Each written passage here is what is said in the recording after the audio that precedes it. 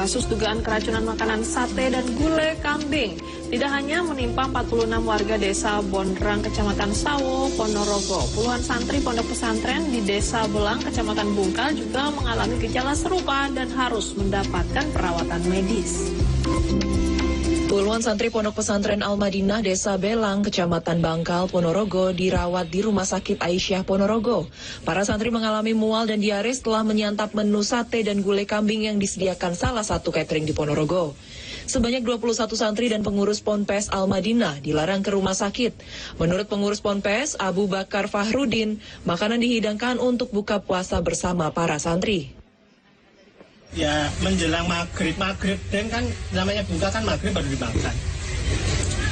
Nah, terus itu nggak terasa apa-apa sampai malam nggak terasa apa-apa. Baru korban pertama itu merasa di jam 9 pagi itu pun baru 1 orang. Jumat pagi ya tuh? Oke, Jumat pagi jam 9 itu pun baru 1. Bukan saya deh. Saya juga merasa BAB itu Jumat pagi. Tidak. Total berapa orang Pak yang sakit? Yang kena cuma 13 kita. 13? Oke. Jadi bukan 21. Kalau yang lainnya itu sekedar BAB ringan, tapi ya sehat, tidak ada masalah. Bahkan ada berapa 7 orang kalau nggak salah ya, artinya betul-betul nggak ngefek, ya termasuk beliau ini nggak ngefek sama sekali. Yang makan berapa orang Pak waktu itu? 25-an.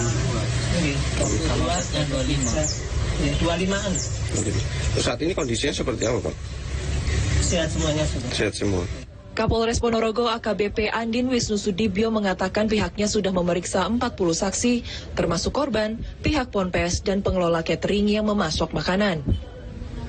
Baik dari pihak korban yang keracunan, terus penyedia catering, semuanya sudah dimintain keterangan.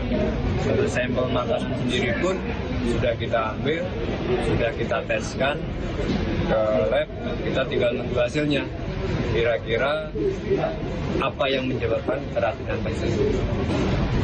Kalau kita mengarah ke sate gulai atau ke makan? Kita nggak bisa berasumsi, tapi semua bahan makanan yang ada kita ambil sampelnya dan kita teskan. Jadi nanti mana yang kira-kira mengandung zat yang membuat keracunan itu hasilnya kita tunggu.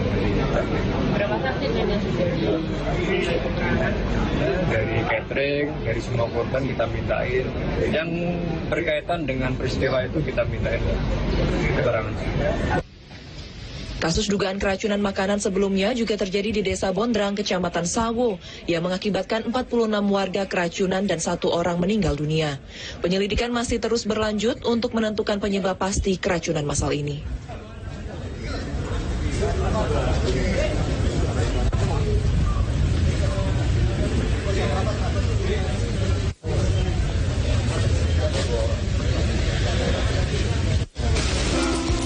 Ya pemirsa, memang puluhan warga desa Bondrang, Kecamatan Sawo, Ponorogo ini mengalami keracunan massal usai menyantap hidangan sate dan gulai kambing saat acara selamatan di rumah seorang warga.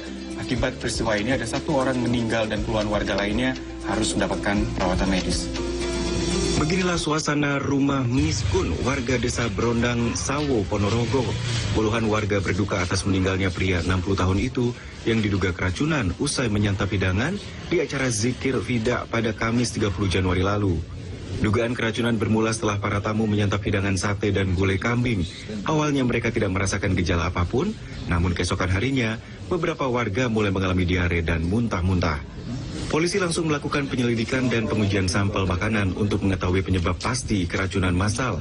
Adapun sampel yang diambil berupa sate dan gulai kambing yang dipesan dari sebuah jasa catering di Ponorogo.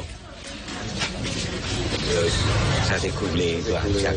Itu hajatannya apa Pak? Zikir Fida Mas. Zikir Fida. Terus undangannya berapa total?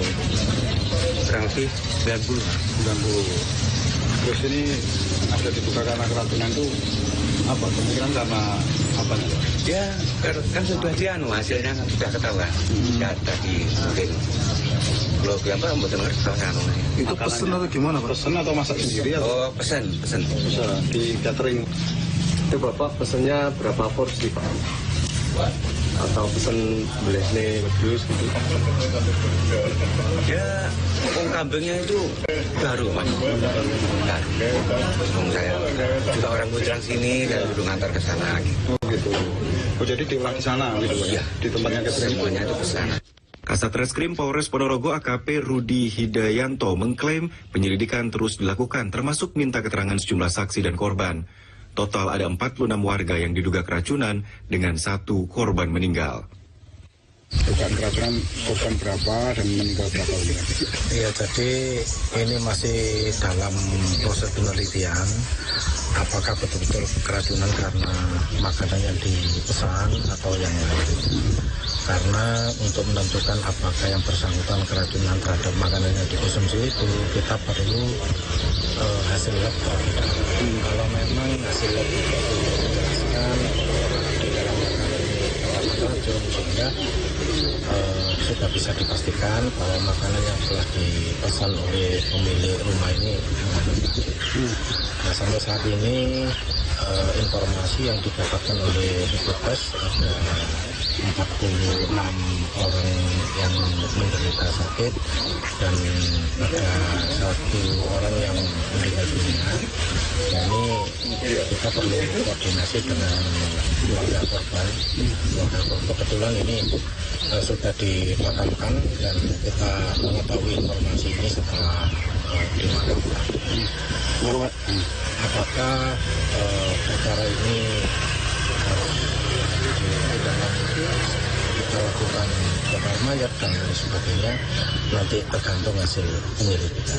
Nah, berikutnya apakah ada kemungkinan periksa catering gitu karena informasi yang sama ada? Yang pasti mayoritas saksi-saksi yang menderita keracunan kita ambil keterangan.